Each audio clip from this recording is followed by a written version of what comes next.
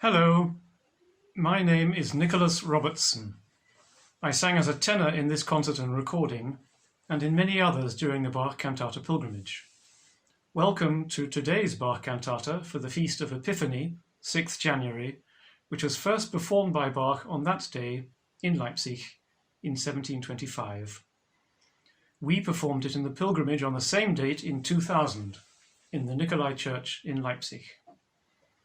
Leipzig was the first real immersion we had in this pilgrimage in Bach's own working life. Here we were plunged into his heartlands, the place where he wrote and performed most of his choral and orchestral church music, in the same buildings and on the exact anniversary of their creation. Furthermore, it was only 10 and a bit years since the Nikolaikirche, the official city church, had been the focus of resolutely peaceful demonstrations which accompanied and to a certain degree led to the collapse of the East German regime and the fall of the Berlin Wall. Thus the significance of our single concert there at the beginning of Bach's 250th year commemoration was intensely recognized by the Leipzigers and by ourselves.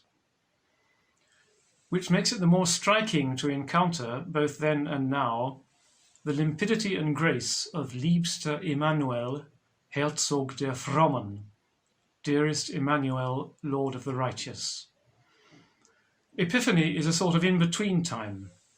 It celebrates the arrival of the three kings, thus revealing, which is the meaning of Epiphany, Christ to the outside world, and also Jesus' baptism in the Jordan 30 years later, which marked the beginning of his path of achievement and sorrow, culminating in the events of Easter. Thus it has a, one can say typically Bachian, ambivalence between hope and fear. No human joy or satisfaction can be celebrated without knowledge of its accompanying doubt and shame. I would say this isn't just a Lutheran vision, but a realistic and a democratic one, in the sense that it depends on each of us to recognize what might be going wrong. In Bach's mind, there will have been too the idea of a contrast with the previous year's Epiphany cantata from the first Leipzig annual cycle, Sie werden aus Sabe alle kommen, BWV 65, also on this disc, which does depict the arrival of the kings and the giving of their gifts with a richly orientally tinged, burnished, John Eliot Gardiner calls it, ceremonial texture.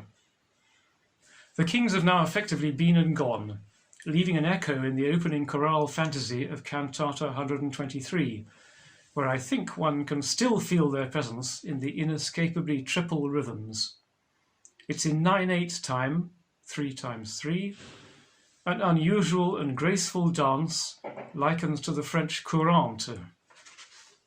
As well as in the instruments, 2 flutes, 2 oboes d'amore, strings, which are often playing in sequences of parallel thirds. The whole orchestra, the whole people, or perhaps all the king's entourage, seem to be repeating Liebster Immanuel, so tightly does Bach have their rhythm repeat or anticipate the words. Rehearing after 20 years, I find the solo singing extraordinarily vivid here.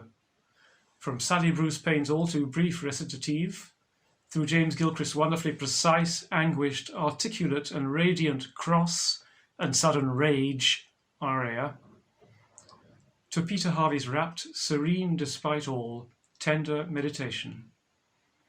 At times poignantly chromatic and unaccompanied, without Rachel Beckett's marvelous flute and the staccato continuo, in its troubled loneliness, betrübter Einsamkeit. And there's a surprise at the end. The final chorale, some will recognize the tune, already heard in the first movement, but broken up, as the hymn, brightest and best of the sons of the morning. A melody called indeed Liebster Immanuel, though that's not the surprise I was thinking of. The last line is repeated, according to a highly unusual original marking by Bach himself, La seconda volta piano.